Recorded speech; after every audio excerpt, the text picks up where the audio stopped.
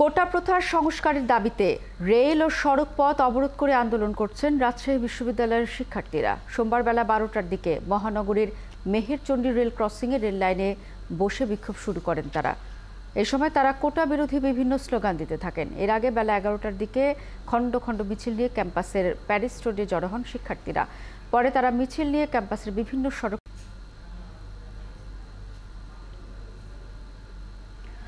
কোটা সংস্কারের দাবিতে রংপুরের সড়ক অবরোধ করে বিক্ষোভ করেছে রোকেয়া বিশ্ববিদ্যালয়ের শিক্ষার্থীরা।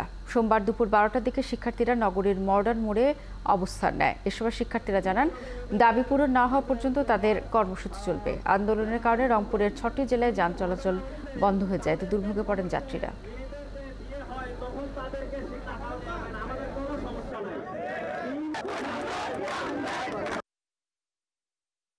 আমাদের আন্দোলন চলমান থাকবে যে পর্যন্ত কোটা সংস্কার হবে না।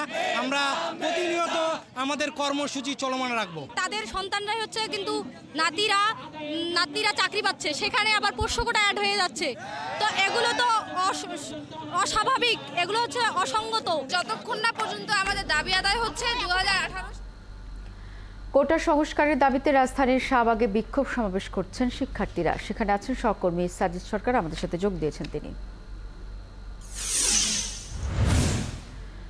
সাজিদ, এই মুহূর্তে শাহবাগের অবস্থা কেমন দেখছেন? বিশেষ করে আন্দোলনকারীদের কারণে জনদুর্ভোগের বিষয়টি আপনার কাছে জানতে চাই।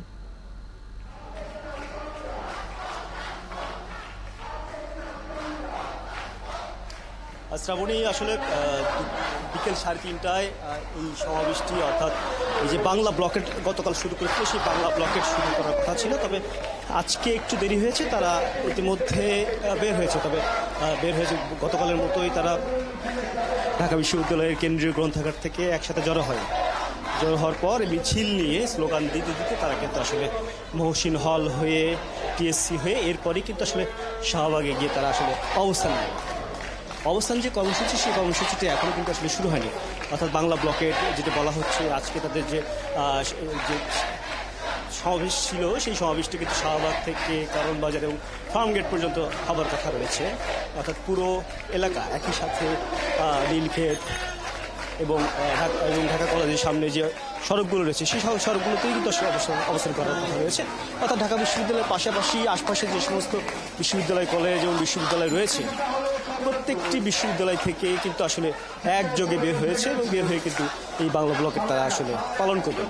যে দাবি, আপনি জানেন যে কোটা সংস্কার, এই সংস্কার না হওয়া পর্যন্ত তারা কিন্তু এই বাংলা ব্লকেট কিন্তু চালিয়ে যাবে। হিটলার, আপনি বলছিলেন যে সেটি সংস্কার না হওয়া পর্যন্ত আন্দোলন চালিয়ে যাবে। এখন পর্যন্ত তাদের কি একটি দাবিতে এসে ঠেকেছে, নাকি অন্যান্য আরো দাবি আছে? কি বলছেন আন্দোলনকারীরা?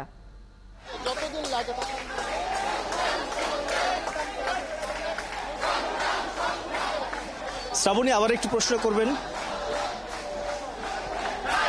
সাজিদ, আমরা জানি যে এখন পর্যন্ত তারা এক দফা দাবি পেশ করছে, এছাড়া অন্যান্য দাবির বিষয়ে তারা কি বলছে এবং কর্মসূচি কতদিন চলমান থাকবে? যারা সমন্বয়ক তারা কি বলছেন?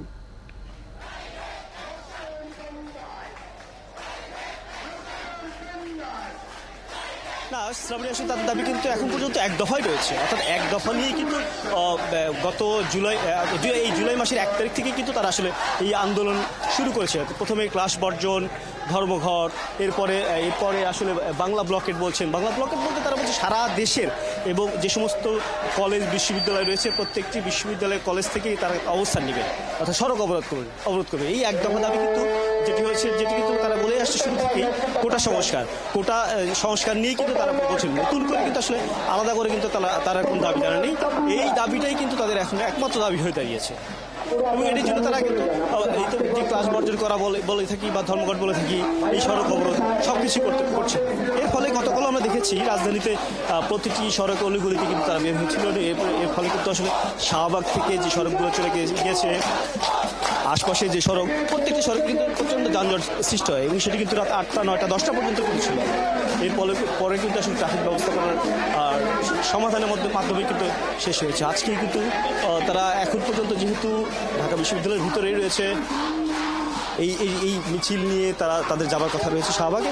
এখন পর্যন্ত কিন্তু শাহবাগে বা অন্যান্য সড়ক এখনও তারা আসলে দখল করেনি, অবস্থান নেননি। সেক্ষেত্রে কিন্তু রাজধানীর পরিস্থিতি এখন স্বাভাবিক রয়েছে।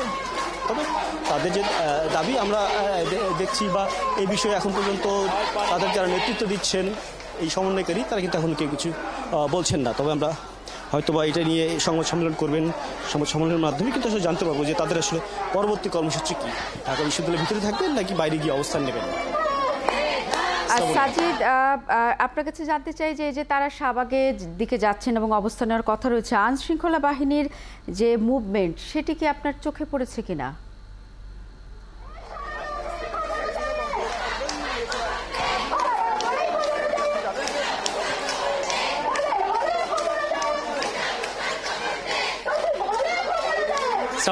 আবারও একটু শুনতে চাই, কেননা এখানে বাইরে সাজিদ, আমরা দেখেছি যে অন্যান্য দিন আইন শৃঙ্খলা বাহিনী একটি নির্দিষ্ট জায়গা পর্যন্ত তাদের আটকে রাখে, এর পরবর্তী জায়গাতে যেতে দেয় না, কিন্তু আপনি বলছেন যে এখনো তারা শুরু করেননি শাহবাগে অবস্থান নেবে। সেক্ষেত্রে আইন শৃঙ্খলা বাহিনীর তদারকি বা তৎপরতা কেমন দেখছেন?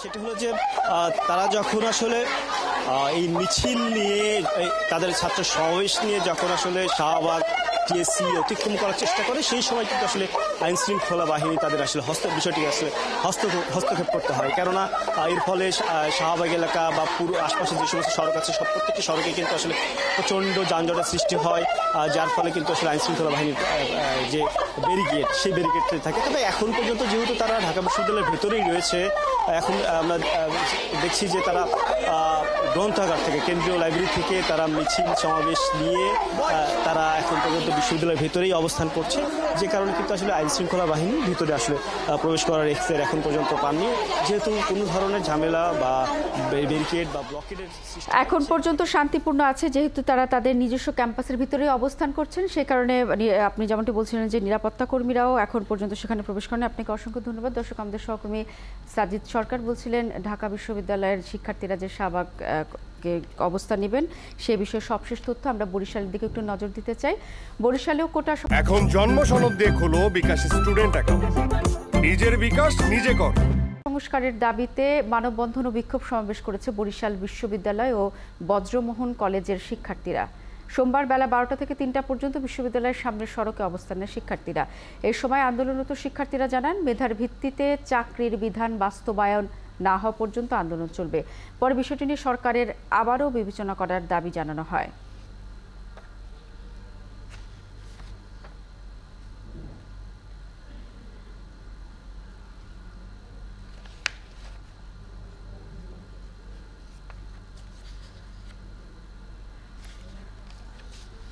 দর্শক, ঢাকার মতো কিন্তু সব বিভাগে কোটা সংস্কারের যে দাবিতে সেই আন্দোলন করছে শিক্ষার্থীরা। আমাদের সহকর্মীরা সেই খোঁজ খবর রাখছেন। আমাদের সাথে চট্টগ্রাম থেকে যোগ দিয়েছেন সহকর্মী প্রণবেশ চক্রবর্তী, সিলেট থেকে সাকিব আহমেদ মিঠু এবং রাজশাহী থেকে রাশিদুল হক রুশো। প্রথমেই আমরা যেতে চাই সিলেটের সাকিব আহমেদ মিঠুর কাছে।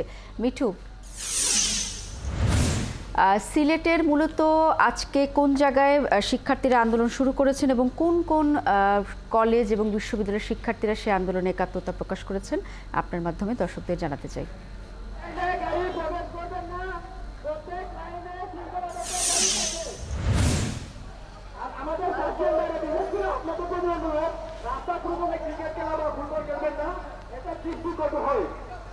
সাধারণ মানুষরা ভোগান্তির শিকার হয়, আপনারা যদি এটা করেন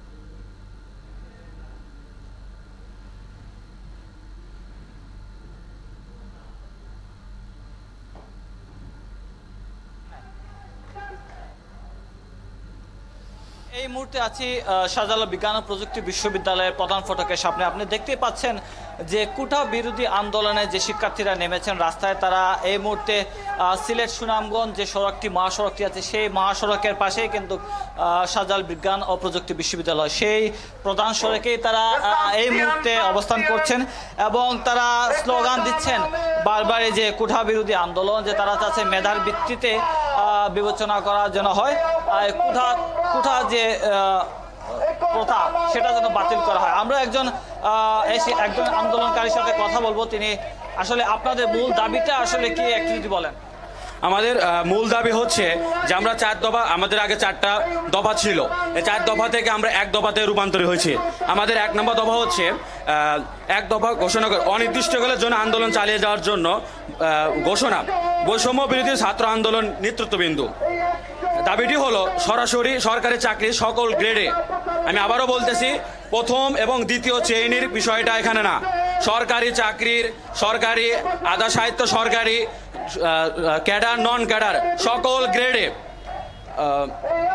অযৌক্তিক ও বৈষম্যমূলক কোটা বাতিল করে সংবিধানে উল্লিখিত অনগ্রসর গোষ্ঠী, যেখানে অনগ্রসর গোষ্ঠী আর আমরা বিশেষ চাহিদা সম্পন্ন অর্থাৎ যাদেরকে প্রতিবন্ধী হিসাবে আমরা আখ্যায়িত করি জন্য কোটাকে ন্যায্যতার ভিত্তিতে ন্যূনতম পর্যায়ে এনে সংসদে আইন পাশ করে কোটা পদ্ধতিকে সংস্কার করতে হবে। এটা আমাদের এক দাবি। এটা অনুমত আপনি শুনছিলেন যে আসলে বিভিন্ন দাবি তারা করছেন। এটি একটি বলছেন যে কোটা বা এই যে বিভিন্ন কোটা তৈরি করা হয়েছে সেটা আসলে একটা বৈষম্যের ব্যাপার, কারণ হচ্ছে যারা মূলত মেধাবী তারা মূল্যায়ন পাচ্ছে না, তাদের যথাযথ মূল্য দেওয়া হচ্ছে না, যার কারণে এটা বিরোধিতা তারা করছেন এবং তারা চাচ্ছেন যদি এই তাদের দাবি না মানা হয় তারা তাদের এই আন্দোলন তারা চলমান রাখবেন এবং দাবি মানা না হওয়া পর্যন্ত তারা এই আন্দোলন চালিয়ে যাবেন। অর্থাৎ দাবি না মানা পর্যন্ত তারা আন্দোলনের মাঠে থাকবেন, এটি সবশেষ আমরা আপনার কাছ থেকে শুনলাম। আমরা একটু আপনি আমাদের সাথে থাকুন, আমরা একটু রাজশাহীতে যেতে চাই, সেখানে আছেন রাশিদুল হক রুশো। আমরা সিলেটের খবর রাখছিলাম, কিন্তু আমরা রাজশাহীতে এর আগে আপনার সাথে কথা বলেছি, সড়কের পাশাপাশি রেলপথ অবরোধ করেছে, সবশেষ অবস্থা কি দেখছেন এবং এই যে রেলপথ অবরোধ করেছে কোনো কর্তৃপক্ষ বা তাদের বোঝানোর জন্য কোনো উদ্যোগ কি এখন পর্যন্ত নেওয়া হয়েছে কিনা?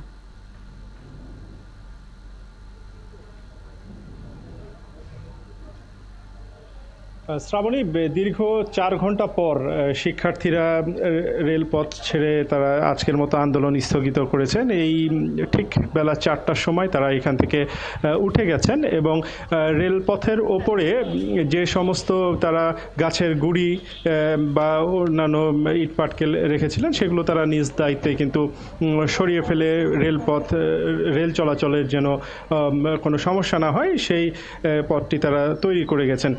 তবে তারা যেটি বলছেন যে এই আন্দোলন আজকের মতো স্থগিত হলেও তারা কিন্তু আগামীকাল আবারও এইখানে অবস্থান নেবেন এমন একটি প্রাথমিক তথ্য তারা দিয়েছেন। তবে তারা যেটি বলছেন যে তাদের এই কোটা সংস্কারের যে এখন 1 দফা যে দাবি সেটি যতদিন না পর্যন্ত আদায় হবে তারা কিন্তু চালিয়ে যাবেন। আজকে সারাদিন কি হলো একটু সংক্ষেপে যদি আপনাকে জানিয়ে দিই, যে সকাল 11টার দিকে শিক্ষার্থীরা খণ্ড খণ্ড মিছিল নিয়ে তারা প্যারিস রোডে এসে হাজির হয়েছিল। সেখানে জমায়েত হওয়ার পরে ক্যাম্পাসের বিভিন্ন সড়ক মিছিল নিয়ে তারা প্রদক্ষিণ করে এবং চারুকলা গেট দিয়ে তারা বের হয়, সেখানে গাছের গুঁড়ি ফেলে রেলপথ অবরোধ করে এবং সেখান থেকে হেঁটে এসে ক্যাম্পাসের বাইরে এই যে মেহেরচণ্ডী এলাকায় যে রেল ক্রসিংটি আছে সেখানে কিন্তু তারা এসে অবস্থান নেন এবং 12টা থেকে টানা 4টা পর্যন্ত তারা এখানে অবস্থান নিয়ে তারা এখানে ছিলেন। আমরা যারা আন্দোলনের নেতৃত্ব দিচ্ছেন এমন একজনের সাথে আমরা একটু কথা বলে নিতে চাই। আজকে আপনাদের আসলে কি সর্বশেষ কি ধরনের আপনাদের আপনারা কি সিদ্ধান্ত নিলেন? আচ্ছা, আমাদের কথা স্পষ্ট, আমরা এখন 1 দফা দাবিতে পৌঁছে গেছি, সেটা হলো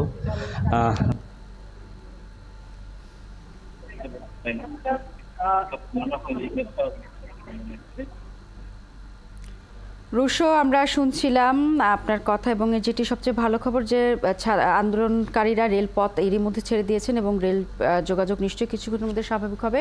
আমাদের সহকর্মী প্রণবেশ চক্রবর্তী চট্টগ্রামে আছেন, সেখানকার খোঁজ খবর রাখছেন, তার কাছে চট্টগ্রামের পরিস্থিতি জানবো। প্রণবেশ, আপনি এই মুহূর্তে কোথায় আছেন এবং 1 দফা দাবিতে চট্টগ্রামের কোন কোন বিশ্ববিদ্যালয়ের শিক্ষার্থীরা আন্দোলন করছে সেই তথ্য আমাদের জানাবেন।